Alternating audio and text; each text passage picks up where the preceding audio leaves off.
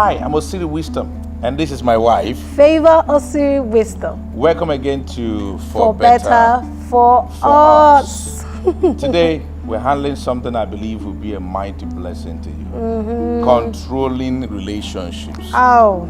Oh, some people are in a relationship where they are controlled, where more like life is being snubbed out of them. Yes. You know, oppression. You know, they are not themselves. Their self-esteem is eroded. Exactly. They seem not to be very confident about themselves anymore, you know, because of the kind of environment their relationship has become. Exactly. A controlling one. A controlling relationship is actually not good for you. You see, to control means to intimidate both physically, emotionally, and psychologically. And one of the damaging effects of a controlling relationship is that you find out that the only identity you have of yourself is the one that you have gained from your controller. And most times that identity is not the real you. It's not the real you, exactly. A makeshift. It's a lower version of who you are. Of who you are. You know, that's not your best. Yes. And you see, I think there's this scripture that a lot of people, have mistaken to be something else. That's in Genesis chapter 1 and verse 28, where the scripture says that the man should dominate the earth, replenish and all of that. And now some people think it means dominate another human being. God never called us to dominate another human being. God never asked the man to dominate his wife. He also never asked the wife to dominate her husband. No. What God asked man and woman to do is to use their gifts and their talents and dominate the earth. Yes. And so no human being ought to dominate one another. You know, the point really, when it comes to controlling relationship, is that relationships are supposed to free people, not cage people. It's supposed to free you. It's supposed to help unleash your best. Wow. So if you are now in a relationship where instead of your best being unleashed, a basket is being used to cover your light. It's controlling. That limits you. That cuts you off. That limits your influence. Exactly. Your relationship will free you to fly. Exactly. Not cut your wings. You know, to free you to fly and become your best. Exactly. And just soar into that next dimension of your life. Marriages, relationships, so just let you, go, not without caution, though, provide that social support. Exactly. That can help you. And that's what insurance companies do. They provide a kind of support that if you lose this will happen to you. And so the people just go very fast and go real wide to be able to do things ordinarily they wouldn't have done if not for the insurance. So a relationship provides a sort of social insurance. So because I'm here with you, attempt that thing. Even if you fail, I'm with you, I'm supporting you. We're going to share the loss. And that gives you an encouragement to say, I'm going to try it. I'm going to jump. I'm going to scale through that hurdle. Yes. That's what relationships ought to do for you.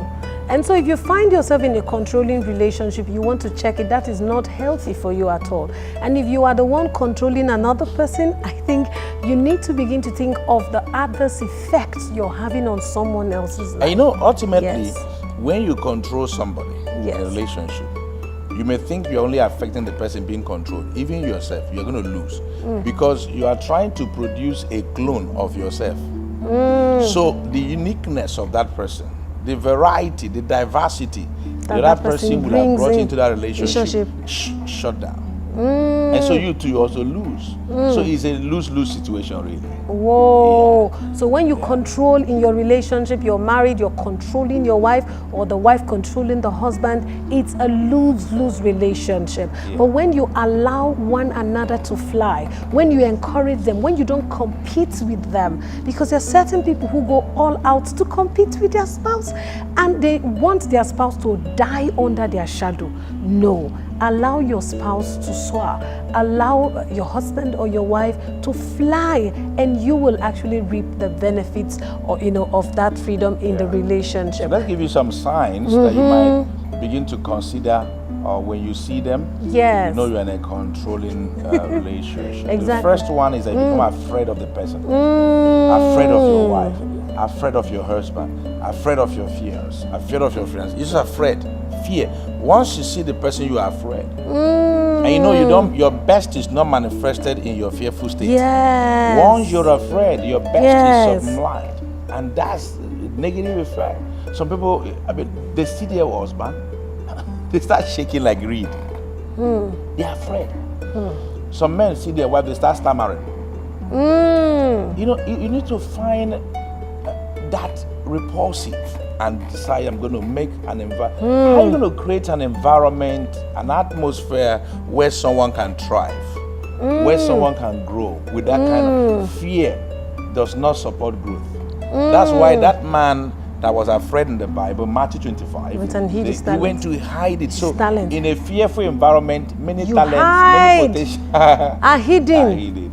You They are hide them. hidden. You gotta hide them. Okay, you hide them. That's You what you're hide. doing. Okay. Whoa. The next sign you want to check out, do you feel that your innermost feeling, your thoughts are not being expressed? I didn't say you're not speaking. Okay. You can be speaking and sharing information. Meanwhile, your innermost truth, your feelings are not being shared. Yes. It's a deeper level where you are free to share your feelings and share and say exactly how you feel without being judged. So you want to check that out, especially if you are not married yet. You want to check some of these signs. Another sign is that, do you do everything just to please this person and depress yourself? Because one of the signs of a controlling relationship is it's about the other person. You do everything you can just to please them while you are dying. And you're not even able to express yourself and say, this is actually where I need help, because you're afraid. So I want to encourage you today, do not be afraid. If you're not yet married and you are in a controlling relationship, you need to seek help. You need to seek help because it's actually not going to be healthy in the future. Do not proceed into marriage with someone whom you are afraid. No. With someone who you are afraid of. You should It's be dangerous. happy. You should be happy when you see your spouse. Oh my God. The next sign will review this, because some people are happy when their spouse leaves Travels. or travels. In fact, when they say the department is sending me out for a course, the wife will say, how many months, please, is the course? Because they just want them to go. You think that they're trying to plan to take care of things when you are with them. They want them to go. They want them to just travel. go. To just sleep in the office. Don't come back. And same also for some wives. Okay. So some husbands are happy if their wives want to travel, because when this trouble woman has gone. because when this woman is at home, there's so much trouble, and it doesn't have to be that way. Meanwhile, your home ought to be your nest. That's where you find rest. Your home is supposed to be a nest where you find rest. Okay? Your home, your family, your children, your relationships are supposed to be energy boosters, not draining situations. They should not drain you. They should refeed. They should revitalize you. They should rejuvenate you. When you see them, you should be happy. They should bring life back to you. That's how God designed it. Then you've done all the things you are doing outside. You come home, come to relationship. Then you are happy. You are excited. You are refueled. You are refueled back. They should be fillers.